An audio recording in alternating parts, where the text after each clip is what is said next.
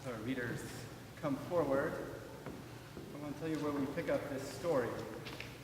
Joseph is the youngest of 12 brothers, and he's been sold into slavery. And so we pick up the story here in the land of Egypt.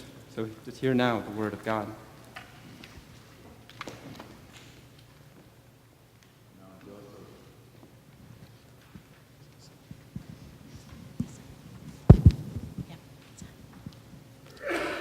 Now Joseph was taken down to Egypt, and Potiphar, an officer of Pharaoh, the captain of the guard, an Egyptian, brought him from the Ishmaelites who had brought him down there. The Lord was with Joseph, and he became a successful man. He was in the house of his Egyptian master. His master saw that the Lord was with him, and that the Lord caused all that he did to prosper in his hands. So Joseph found favor in his sight and attended him. He made him overseer of his house and put him in charge of all that he had. From the time that he made him overseer of his house and overseer all that he had, the Lord blessed the Egyptian's house for Joseph's sake. The blessing of the Lord was on all that he had, in house and field. So he left all that he had in Joseph's charge, and with him there he had no concern for anything but the food that he ate.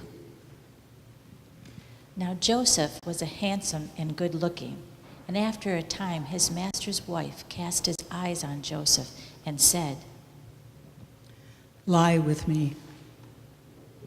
But he refused and said to his master's wife, "Look with me here. My master has no concern about anything in the house, and he has put everything that he has in my hand. He is not greater in this house than I am, nor has he kept back anything from me except yourself, because you are his wife. How then could I do this great wickedness and sin against God?" And although she spoke to Joseph day after day, he would not consent to lie beside her or to be with her. One day, however, when he went into the house to do his work, and while no one else was there in the house, she caught hold of his garment, saying, "Lie with me." But he left his garment in her hand and fled and ran outside. When she saw that he had left his garment in her hand and had fled outside, she called to the members of the household and said to them, "See, my husband has brought among us a Hebrew to insult us. He came in to me to lie with me, and I cried out with a loud voice. And when he heard me raise my voice and cry, he left his garment beside me and fled outside." Then she kept his garment by her until his master came home, and she told him the same story, saying, "The Hebrew servant whom you have brought among us came in to me to insult me. But as soon as I raised my voice and cried out, he left his garment beside me and fled outside." When his master heard the words that his wife spoke to him, saying, "This is the way your servant treated me," he became enraged, and Joseph's master took him and put him into the prison, the place where the king's prisoners were confined. He remained there in prison. But the Lord was with Joseph and showed him steadfast love. He gave him favor in his sight of the chief jailer. The chief jailer committed to Joseph's care all the prisoners who were in the prison, and whatever was done there, he was the one who did it. The chief jailer paid no heed to anything that Joseph's care, because the Lord was with him, and whatever he did, the Lord made it prosper. The word of God for the people of God. Thanks be to God.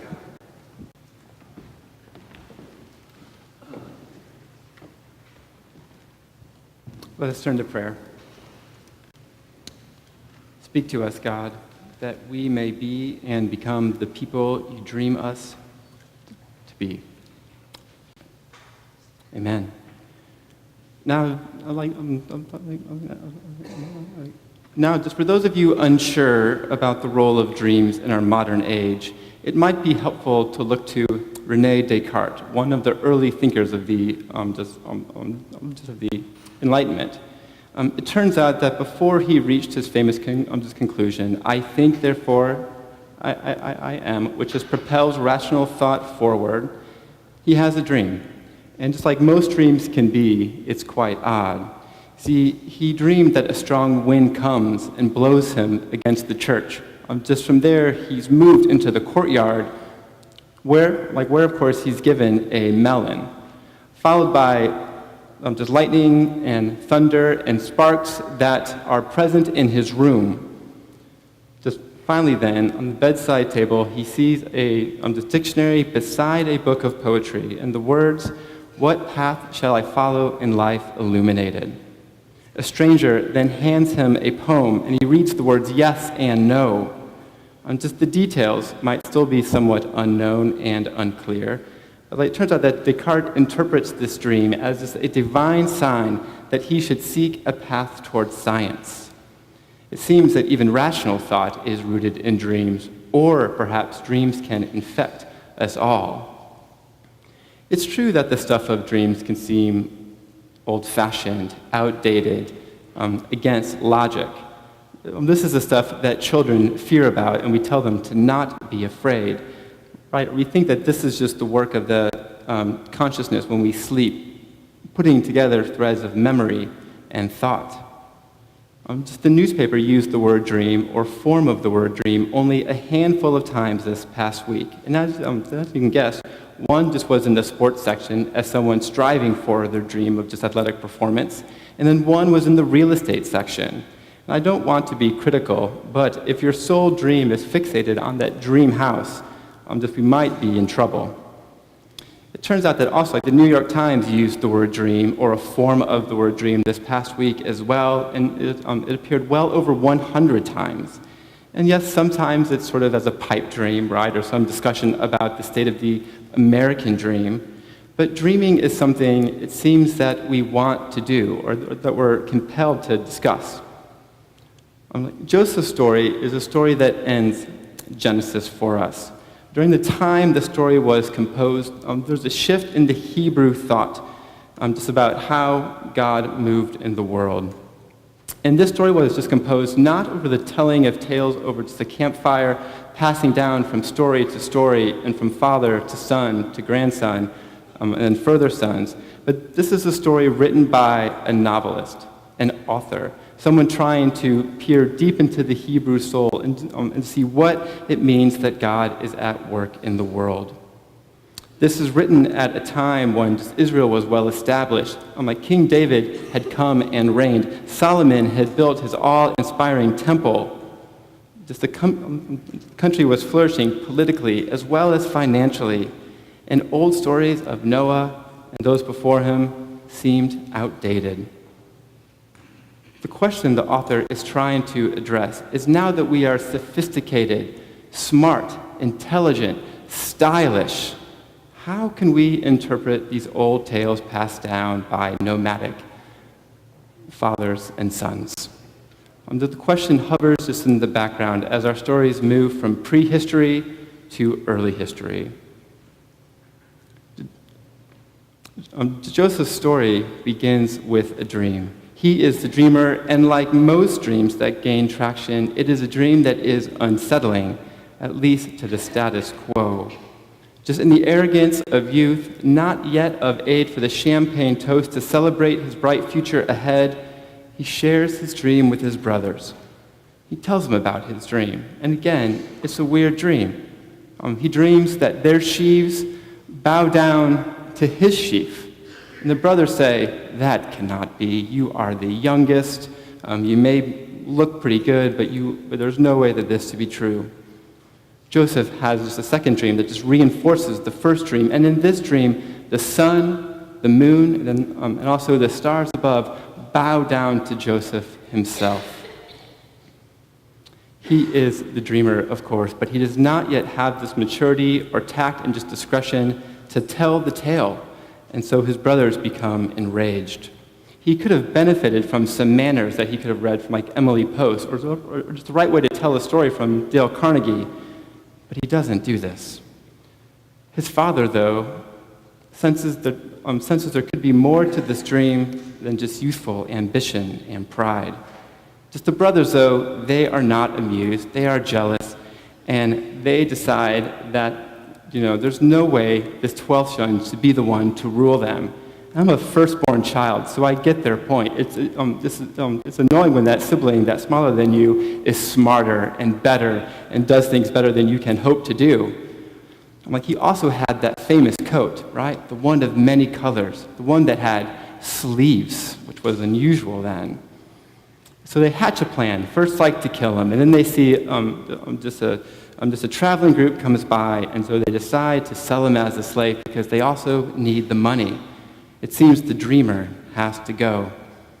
Just like the dictionary, perhaps like the brother, is also not kind just to dreamers. It describes them as being stuck in a fantasy world, not practical. But it turns out that I like the dreamers, the ones that rethink that on what's possible, the ones that challenge the present order, the ones who force us to re-examine our own assumptions, the ones who don't relinquish the dream even when nightmares persist. Where would we be if just Dr. King accepted the letter from just the clergyman saying now is not the time for equal rights? Where would the world be if just Nelson Mandela was overcome by despair as he struggled against apartheid? But dreamers are scary too. Dreamers don't like order. They don't care about Robert's rules. They don't care about historical precedent, what has come before. They don't care about common sense thinking, so you can't rationalize with the dreamers. They push the envelope and challenge us in ways that can be threatening. Just Joseph was set apart for greatness. He was one of those destined for just the bigger stage, and he will eventually reach that by becoming Pharaoh's number 2 man. But despite being a slave and tossed into prison, he's also the type of guy that you'd want to serve on your board. You would ask him for financial advice. He's someone that you would be proud of if your child brought him home as a possible partner. He's someone that you would hope would attend this church. Right? And after all, he was quite handsome, and the text makes no mistake about that. Perhaps even more so than Donny Osmond. And yet, despite his greatness, despite being favored by God, his life is not easy. For dreams are dangerous, even for the dreamers. The story that we just heard just about Potiphar's wife is too easy to describe as a tale rooted in sexual lust. She does not issue Joseph to invite him in. She commands him. It is a commandment. There is no yes and no response. It's a yes, ma'am. Of course, I'm going to follow. Right? You don't invite your dog to come and sit down. You tell your dog to come and sit down. Come, sit. Right? There's no other way. Don't tell your children, I just invite you to clean your room because it's overcoming with God knows what. The command is clean your room. Get it done. She's in the same way. Lie with me is not something she invites him to do, but is a command that is rooted in power. She, of course unnamed in the story, symbolizes power despite having very little. You can almost see her spit when she describes him as a Hebrew, an ethnic slur that I'm sure came accompanied with an expletive as well. How could this slave, this Hebrew, refuse her command? The Talmud goes on to expand this story just a bit. This was written about 2,500 years ago just by the rabbis. In their telling of the story, and the way they describe this, Potiphar purchases him not to be just a normal slave, except to be a sex slave. If this were indeed the case, we can see that Potiphar's wife is acting in the same vein as her husband. She identifies with those in power, And Joseph issues a powerful no, not just to the act itself, but to the power dynamic at work. Just he must have known that he was on the fast track. He must have known that if he just followed suit, there would be more for him, more money, more wine, more food, more power even, perhaps. His no is to the power that corrupts, power that transforms people from objects, or just from subjects to objects. His no is a no to the gods of power and a yes to the power of God that remains with him. But it's a costly no. Joseph is thrown in jail, and God's promise is once again at risk. But as always with dreams, the meaning and purpose resides not with the dreamer, but with the dream giver. Many of you know the story of John Dis Horton, a Rockford man who was convicted of murder and sentenced to life in prison for a crime he did not commit when he was 17 years old. Just after spending 23 years in prison, he was exonerated just last year. His story is not just unique. It turns out that another man from this town was also convicted of a crime that he did not just commit and sentenced to jail and spent 13 years. His name is Alan Beeman. He just celebrated 10 years of what he calls his Independence Day. And what dreams did these men have while in prison? Just like Joseph, they were falsely accused, swept away, just presumably not to pass us by on the streets again. And I don't know them, but I want to know what their dreams were. And not just the good dreams. It's not just the dreams that show that God's hand is at work and present, but the dreams about resentment, despair, and being left for dead. It turns out there had been questions about Mr. Horton's conviction for almost as long as it was announced.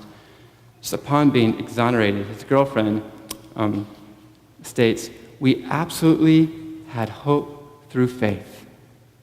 We absolutely had hope through faith."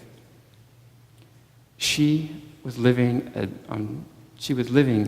nightmare, and yet she was convinced that God's hand was present. Was the dream giver who remained with Joseph when he was thrown into the pit, sold as a slave, tossed into jail, also present with John Horton and Alan Beeman. Sometimes Jesus does mean to let the prisoners go free. Joseph, of course, will later forgive his brothers, save them from famine, and keep the promise to Abraham alive. We see him at the end of his story, not as the bratty, self-centered dreamer, but a dreamer who weeps over his brothers, his tears falling on them, washing away their hate, their envy, and their sin. And while the story suggests that it's God's hand who's at work keeping Joseph at bay, it is here in this story when he acts on his own accord that God's plan is finally revealed. This is where we see God at work in this powerful embrace of brothers who even hated him. We are in danger of losing our capacity to dream.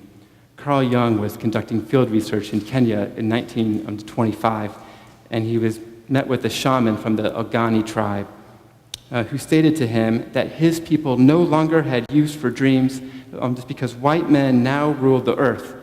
They knew everything, and the dream was obsolete. He bought into the notion that the world is something that we should conquer, something that we should force to be productive for us, something that does not deserve reverence any longer.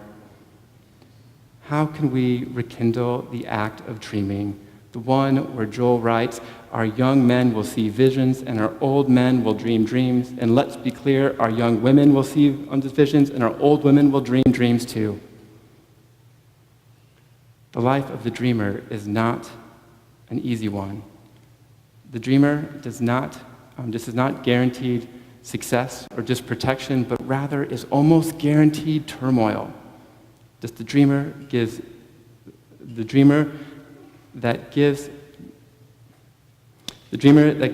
dream not for the purpose of the dreamer, but the purpose of the dream is for those who are blind and deaf to it.